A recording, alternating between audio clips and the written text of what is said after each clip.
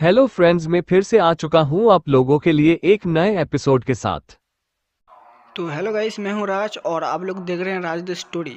तो आज का वीडियो शुरू करने से पहले मैं आप लोगों को बता दूं, अगर आप लोग चैनल पर नए आए हो तो प्लीज़ चैनल को लाइक सब्सक्राइब एंड कमेंट जरूर कर देना।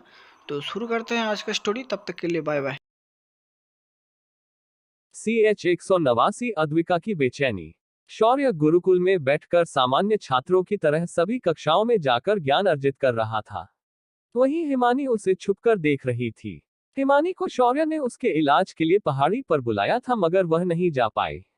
जब शौर्य को एहसास हुआ कि उसे हिमानी दूर से ही घर रही है, वह आधी कक्षा से बाहर निकल आया और हिमानी की ओर देखकर बोला, तुम शाम को मिलने क्यों नहीं आए? इस वजह से मैं भी दवा बनाना भूल गया। ये सुनकर हिमानी ने सुर झुककर उससे माफी मांगी। शौर्य ने फिर उसकी ओर देखा और बोला, क्या तुम इस वक्त मेरे साथ पहाड़ी पर चल सकती हो? मैं तुम्हारे लिए वो दवा बना दूंगा। शौर्य की बात सुनकर हिमानी उसकी आंखों में देख रही थी, जिनके अंदर उसके लिए बस चिंता थी, उसके अलावा कुछ और नहीं था। उसने मायूसी से हाँ में अपना सिर हिलाया। शौर्य ने उसकी बात सुनी तो उसने तुरंत उसका हाथ पकड़ा और उसे अपनी बाइक की तरफ ले गया। उसने बाइक स्टार्ट की और उसे बैठने के लिए कहा। हिमानी ने ये सुना तो थोड़ा सोचकर शौर्य के पास आए और उछलकर उसकी गोद में बैठ गई। शौर्य एकदम हैरान हो गया। फिर उसे समझ आया कि गलती कहाँ हुई है। उसने तुरंत उसे नीचे उतरने का इशारा किया और शांति से उसे समझाते हुए बोला, इसके ऊपर बैठने के लिए तुम्हें घोड़े की तरह आगे नहीं बैठना है। इस गाड़ी के पीछे एक सीट है, उस पर तुम्हें बैठना है। शौर्य की बात सुनकर वह एकदम से शर्म से लाल हो गई। शौर्य ने पिछली सीट पर कैसे बैठना है ये उसे करके दिखाया। हिमानी इसे समझ गई और धीरे से वह शौर्य के पीछे बैठ गई। शौर्य ने अपने गाड़ी का स्टार्टर मारा और अपनी पहाड़ी की ओर निकल गया। पहाड़ी के प्रवेश द्वार की बगल से शौर्य ने घुमावदार रास्ते से बुलेट को छोटी की ओर दौड़ा दिया। जब वे दोनों ऊपर पहुंचे तो नागशिखा बगीचे में बैठकर जड़ी बूटियों को देख रही थी। बुलेट की आवाज सुनकर वह भर आए तो उसने शौर्य के साथ हिमान को देखा, जो किसी आसमानी अप्सरा से कम नहीं लग रही थी। शौर्य ने उसे गाड़ी से नीचे उतारा और नागशिखा को उसके लिए चाय बनाने के लिए बोलकर अपनी कुटिया में चला गया। उसके बाद वो सीधा डायमेंशन के अंदर चला गया। वहां पहुंचकर उसने उस जड़ी बूटी को ढूंढा जो हिमानी का इलाज करने के लिए उसे जरूरी थी। शौर्य ने उस जड़ी बूट को ध्यान से देखा। इसे हिमाग्नि दलम कहते हैं। ये एक खास जड़ी बूटी इंसान के शारीरिक तापमान को नियंत्रित करती है, खासकर जन्मजात बर्फीले शरीर और अग्नि शरीर को। शौर्य ने इसके 2 पौधे निकाल लिए और तुरंत अपनी कुटिया में वापस आ गया। उसने जमीन पर पद्मासन मारा और हवा में ही उस दवा को गोली में बदलने लगा। कुछ देर की प्रक्रिया के बाद दवा तैयार हो जाती है। शौर्य ने इसकी मदद से 20 गोलियां बनाई थी। ये उसके शरीर के बर्फीले दोष को खत्म करने के लिए काफी थी। उसके बाद उसने एक साधना तकनीक कागज पर लिख दी। ये खास बर्फीले शरीर वाले इंसान के लिए कारगर थी। शोर जब बाहर आया तो उसके एक हाथ में कागज का एक टुकड़ा था और दूसरे हाथ में 2 गोलियां थी। शौर्य ने पहले हिमानी को एक गोली खाने के लिए दी। उसने भी बिना सवाल पूछे उस गोली को खा लिया। गोली के उसके शरीर में जाते ही हिमानी को पहले तो बहुत ठंड लगने का एहसास हुआ, पर तुरंत उसके शरीर में गर्माहट बढ़ गई। तभी शौर्य ने वो कागज का टुकड़ा उसकी ओर बढ़ाया और बोला, आज से तुम इस साधना तकनीक का उपयोग करोगी और पहली वाली का इस्तेमाल पूरी तरह बंद कर दोगी। दवाई के असर से हिमानी बहुत खुश थी। उसने वो कागज का टुकड़ा लिया और उस पर लिखी तकनीक को ध्यान से पढ़ने लगी। जब उसे सब ठीक लगा तो वो बहुत खुश हुई और उछलकर उसके गले लग गई। शौर्य ने भी उसे ऐसा करने दिया। जब वह उससे दूर हुई तो उसके आंखों में आंसू थे। शौर्य ने उसके सिर को सहलाया और बोला, ये बोतल पकड़ो, इसके अंदर और 19 गोलियां हैं। तुम्हें हर दिन एक के हिसाब से अगले 19 दिनों तक इसे खाना है और मैंने दी हुई साधना तकनीक का अभ्यास करना है, वरना इस गोली का तुम्हारे शरीर पर बुरा असर हो सकता है। एक और बात, इस साधना तकनीक को तुम किसी को नहीं बताओगी। अगर ऐसा हुआ तो तुम्हारी जान खतरे में पड़ सकती है। हिमानी ने उसकी सूचना पर अपना सिर हाँ में हिलाया और वो वापस अपने घर के लिए निकल गई। शौर्य ने उसके जाते ही एक चैन की सांस ली और बड़बड़ाया, चलो जान छूटी, पर इसे देखकर मुझे अद्विका की बहुत वाह आ रही है। चलो आज उसे जाकर मिल ही लेते हैं। पता नहीं वो किस हालात में होगी। ये सोचकर शौर्य ने अपनी स्पेस पावर का उपयोग करते हुए एक दरार बनाया और सीधा उसके अंदर कूद गया। जब शौर्य बाहर आया तो वह इस वक्त मुंबई में अपने घर पर था। उसने आते ही सबसे पहले घर के अंदर दूर से ही देखा। जामवाल दादाजी सोफे पर बैठकर किसी से बात कर रहे थे। उनकी बहू नौकरों से कहकर घर की सफाई करवा रही थी। तभी शौर्य की नजर उसके कमरे पर गई, जहां अद्विका अपनी आंखें सुझाए बैठी किसी मुरझाए फूल की तरह बैठी थी। उसकी ऐसी हालत देखकर शौर्य का दिल पसीज गया। उसके कुछ दिनों के काम को अब 1 महीना लगाने वाला था, इस वजह से उसे भी खुद पर बहुत गुस्सा आ रहा था। पर क्या करे, परिस्थितियां ही ऐसी थी कि वो कुछ नहीं कर सका। शौर्य ने फिर बाकी लोगों के बारे में सोचा तो पाया कि बाकी कोई भी इस वक्त घर पर नहीं था। शौर्य ने फिर धीरे से अपने कमरे के खिड़की के पास जाकर खिड़की के कांच को बिना आवाज किए खोल दिया और अपने कमरे में दाखिल हो गया। वह ठीक अद्विका के पीछे था और उसने देखा कि उसके हाथ के मोबाइल पर वह शौर्य की फोटो को देखकर आंसू बहा रही है। शौर्य ने पीछे से उसके कंधे पर धीरे से हाथ रखा, पर अगले ही पल वह इस गलती पर बहुत पछताया। जैसे ही अद्विका को अपने कंधे पर किसका हाथ होने का एहसास हुआ, उसने उस हाथ को पकड़कर जोर से खींचा और एक धोबी पछाड़ के साथ उसने शौर्य को आगे जमीन पर पटक दिया। शौर्य को सब कुछ एकदम से उल्टा नजर आया और अगले ही पल वह जमीन पर औंधे मुंह था। शौर्य ने करहाते हुए अद्विका को देखा, जो अभी भी गुस्से में थी, मगर जैसे ही उसने शौर्य को पहचाना उसने अपने दोनों हाथ अपने मुंह पर रख दिए और उसकी आंखों से फिर एक बार खुशी के आंसू निकल आए। शौर्य बड़बड़ाया, अरे तुम दुनिया की पहली पत्नी हो जिसका पति उसे सरप्राइज देने के लिए भी आगे से 100 बार सोचेगा। मेरी कमर तोड़ दी तुमने बीवी। शौर्य इतना कहकर उठ ही रहा था, तभी अद्विका उसके ऊपर कूद गई और उसके गले लगकर रोने लगी। कहाँ थे तुम इतने दिनों से? मैंने तुम्हें कितना मिस किया मालूम है। मेरे मन में कई बुरे ख्याल भी आ रहे थे। अब मैं तुम्हारे साथ चलूंगी, मैं तुम्हें अकेला नहीं जाने दूंगी।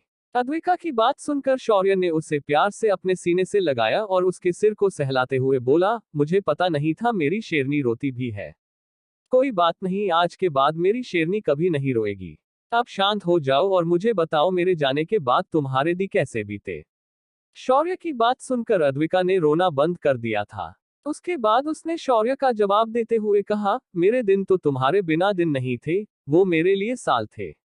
इसीलिए मैं अब तुम्हें कहीं अकेले नहीं जाने दूंगी। शौर्य ने उसे अपने ऊपर से हटाते हुए उसे बेड पर ले जाकर बिठा दिया और उसकी आंखों में देखने लगा।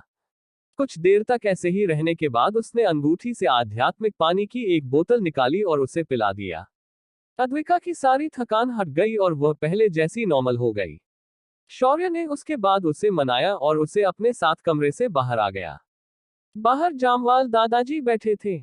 जब उन्होंने शौर्य और अद्विका को एक साथ देखा तो मुस्कुराते हुए बोले, देखा अद्विका, मैंने कहा था ना, जिस तरह तुम इसके लिए दुखी हो वैसे ये भी होगा, और देखो तुमसे ज्यादा दूर रहा नहीं गया उसे और ये तुम्हारे पास आ गया। अब तुम्हारी 1 महीने की छुट्टी का तुम क्या करोगी? जब शौर्य ने ये सुना कि अद्विका ने 1 महीने की काम से छुट्टी ली है तो वो अद्विका को देखने लगा। उसने अपना सिर नीचे झुका लिया और कुछ भी नहीं बोल पाई। शौर्य ने उसकी हालत समझ ली और फिर उसके साथ दादाजी के सामने बैठ गया। शौर्य ने उसके बाद इधर उधर की बातें की और फिर भाभी से मिलने किचन में चला गया। उसने उनके साथ भी कई सारी बातें की और बाहर जाने लगा। तभी अद्विका दौड़कर उसके पास आए और उससे बोली, मैं तुम्हें अकेले अब कहीं नहीं जाने दूंगी, अब मैं तुम्हारे साथ ही आऊंगी। शौर्य ने ये सुना तो उसे महसूस हुआ कि जब से वो आया है अद्विका यही बात बार बार बोली जा रही है। क्या ये इतना अकेली हो गई थी उसके जाने से? शौर्य ने उसकी मानसिक हालत को दी है में रखते हुए उसे भी अपने साथ चलने के लिए कह दिया और उसे लेकर वह अपनी कंपनी की ओर निकल गया। आज कंपनी का माहौल थोड़ा खास था। आज पाक उल जून कोरिया से बिजनेस के सिलसिले में कंपनी के ऑफिस आई थी। वो एक कसी हुई बिजनेस वुमेन थी, लेकिन उसके साथ जो शौर्य ने किया उससे समझ आया कि दुनिया में सिर्फ बिजनेस करने का दिमाग होने से कुछ नहीं होता, तुम्हारे पास कुछ काम करने के अपने खुद के बाजुओं में ताकत भी होनी चाहिए। उसे पहली बार शौर्य ने 2 बार हराया था। जब उसे पता चला कि शौर्य कंपनी में नहीं है, वो कंपनी की वर्तमान सीईओ को थोड़ा बिजनेस के हिसाब से अपने लिए कुछ प्रॉफिट निकालना चाहती थी। उसकी नजर गीतांजलि फोमा के ब्यूटी प्रोडक्ट्स पर थी। ये प्रोडक्ट्स कोरिया और आसपास के देशों में हमेशा आउट ऑफ स्टॉक होते हैं। इसीलिए वो आज निगोशिएशन करके ब्यूटी प्रोडक्ट की प्रोडक्शन यूनिट को अपने देश में लगाना चाहती थी। एक बार अगर वो इसमें कामयाब हो जाती तो उसे अपने आप इस प्रोडक्ट का फॉर्मूला मिल जाता और फिर वो अपनी खुद की दवा दूसरे रास्ते बना लेती। उसकी चाल एकदम सही थी, पर आज का समय एकदम गलत था। जब शौर्य कंपनी पहुंचा तो जून के बॉडीगार्ड्स बाहर खड़े थे। उन्होंने शौर्य को पहचाना नहीं। आज शौर्य ने सिंपल जीन्स और टी शर्ट पहना था। इस वजह से उन लोगों ने शौर्य को दरवाजे पर ही रोक दिया। इसे देखकर शौर्य का माथा ठनक गया, लेकिन आज वो कुछ करता उसके पहले ही उसके साथ आए अद्विका ने ना आव देखा ना ताव, और उन बॉडीगार्ड्स के कुछ हरकत करने से पहले उन्हें उसने सुझाकर रख दिया। शौर्य ने आराम से दरवाजा खोला और अंदर उसने जून को देखा, जो कशिश, रिया और सिमर के साथ बैठी थी। शौर्य को देख तीनों लड़कियां खड़ी हो गई। जब जून ने मुड़कर शौर्य को देखा, उसके हाथ पैर ठंडे पड़ गए। शौर्य ने जून को देखा और एक झूठी मुस्कान के साथ कहा, अरे उल झूल, जो कुछ भी है तुम अभी जिंदा हो। मुझे लगा तुम हमसे बिजनेस करने कभी नहीं आओगी। शौर्य का उसका नाम पुकारने का लहजा आज भी नहीं बदला था। ये देख जून की भौहें सिकुड़ गई, पर उसने कुछ नहीं कहा। वो बस उसे देखकर मुस्कुराए। शौर्य ने अद्विका का हाथ पकड़ा था, जो शौर्य के साथ खड़े रहकर सिर्फ जून को ही घूर रही थी। जब शौर्य और अद्विका जून के सामने बैठ गए, जून ने तुरंत कहा, हेलो मिस्टर शौर्य, मैं आज यहाँ बिजनेस प्रपोजल को लेकर आई थी। मैं बस आपकी ब्यूटी प्रोडक्ट की एक यूनिट कोरिया में हमारे पाक कॉरपोरेशन के अंडर बनाना चाहती थी, इसीलिए मैं आज ये प्रपोजल लेकर यहाँ आई थी। शौर्य ने ये सुना तो उसने जून को घूर के देखा और बोला, हाँ, पर मैं आपकी बात क्यों सुनूंगा? मुझे आपके यहाँ ये यूनिट क्यों लगाना चाहिए? इससे मुझे क्या फायदा मिलेगा? शौर्य के जवाब सुनकर जून पूरे कॉन्फिडेंस के साथ बोली, नाइट्स ग्रुप की मदद से आपको इंटरनेशनल ट्रांसपोर्ट करना पड़ता है। इस काम में आपको बहुत सारा खर्चा आता है, और नाइट्स ग्रुप यूरोप और अमेरिकी क्षेत्रों में ज्यादा सक्रिय है। इस वजह से हमारे यहाँ उनके शिपमेंट ज्यादा नहीं आते। तो मैं चाहूं कि अगर आप एक यूनिट को ही हमारे यहाँ लगा देंगे तो हमारे आसपास के देशों में हम खुद ही इसे डिस्ट्रीब्यूट कर देंगे। इससे आपका एशिया के अंदर का नेटवर्क बड़ा और फास्ट हो जाएगा। आपको भी पता है कि एशिया की जनसंख्या दुनिया में सबसे ज्यादा है, और एशिया दुनिया का सबसे बड़ा मार्केट है। इसीलिए मैं सोच रही थी एशिया के दूसरे छोर पर एक यूनिट लग जाता है तो आपकी रिच बढ़ जाएगी।